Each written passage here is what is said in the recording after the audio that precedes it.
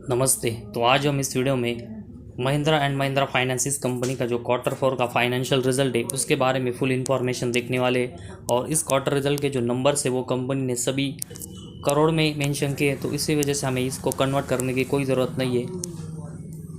तो सबसे पहले हम इस कंपनी का तो total revenue from operation plus other income को मिलाकर कंपनी का जो टोटल इनकम होता है उसके बारे में इन्फॉर्मेशन देखेंगे। तो इस Q4 में कंपनी ने 3536 करोड़ का किया है, जो कि इसके कंपेरेटिवली अगर हम Q3 में देखेंगे तो उस समय कंपनी का टोटल इनकम 3352 करोड़ का था। तो लगभग 200 करोड़ की जो ग्रोथ है वो कंपनी के टोटल इनकम में क्वार्टरली बेसिस हुई है।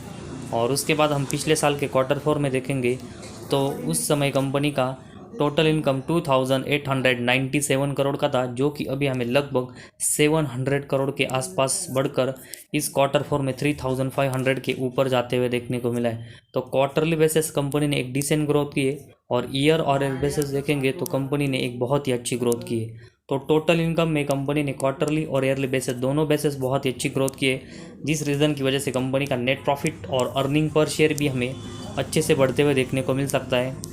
तो इसीलिए कंपनी का नेट प्रॉफिट देखने के लिए हम कंपनी का जो टोटल इनकम है उसमें से कंपनी के जो टोटल एक्सपेंस है उसको कट करके देखेंगे और इसके बाद हमें कंपनी का प्रॉफिट फॉर द पीरियड मतलब नेट प्रॉफिट देखने को मिलता है।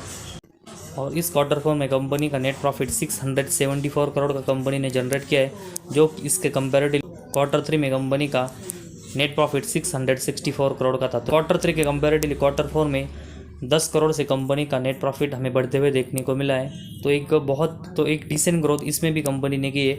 और उसके बाद कंपनी का जो नेट प्रॉफिट है वो पिछले साल के Q4 में 628 करोड़ का था, जो कि अभी हमें बढ़कर इस 674 करोड़ का इस Q4 में देखने को मिला है। तो पिछले साल के Q4 के कंपेरेटिव इस साल के Q4 में लगभग 40 करोड़ से कंपनी का जो नेट प्रॉफिट है वो हमें बढ़ते हुए देखने को मिला है। तो क्वार्टरली और ईयरली बेसिस दोनों बेसिस पर कंपनी का जो नेट प्रॉफिट है उसमें कंपनी ने एक अच्छी ग्रोथ की है। और लास्ट में कंपनी का अर्निंग पर शेयर के बारे में हम इंफॉर्मेशन देखते हैं। तो इस Q4 में कंपनी ने 5.52 का EPS जनरेट किया है, जो कि इसके कंपेरेटिवली Q3 में कंपनी का EPS 5.36 हमें देखने को मिला था। तो क्वार्टरली बेसिस अगर हम देखेंगे तो एक अच्छी ग्रोथ कंपनी ने अर्निंग पर शेयर में की है। और उसके बाद पिछले साल के Q4 में देखेंगे तो उस समय कंपनी का EPS 5.06 हमें देखने को मिला था, जो कि अभी ये बढ़कर 5.52 हमें देखने को मिला है। तो क्वार्टरली बेसिस के साथ में ईयर और बेसिस देखेंगे तो एक बहुत ही अच्छी ग्रोथ कंपनी ने अर्निंग पर शेयर में भी की है। तो overall Mahindra and Mahindra finance इस कंपनी का अभी हमने जो Q4 का रिजल्ट देखा है उसमें कंपनी ने क्वार्टरली और ईयरली बेसिस दोनों बेसिस पर एक बहुत ही अच्छी ग्रोथ की है, जिस रीज़न की वजह से कंपनी का नेट प्रॉफिट और अर्निंग पर शेयर है वो भी हमें क्वार्टरली और ईयरली बेसिस बहुत ही अच्छे से बढ़ते हुए देखने को मिले। तो ओवरऑल कंपनी का जो Q4 का रिजल्ट है उसमें कंपनी ने एक अच्छा परफॉर्मेंस किया है।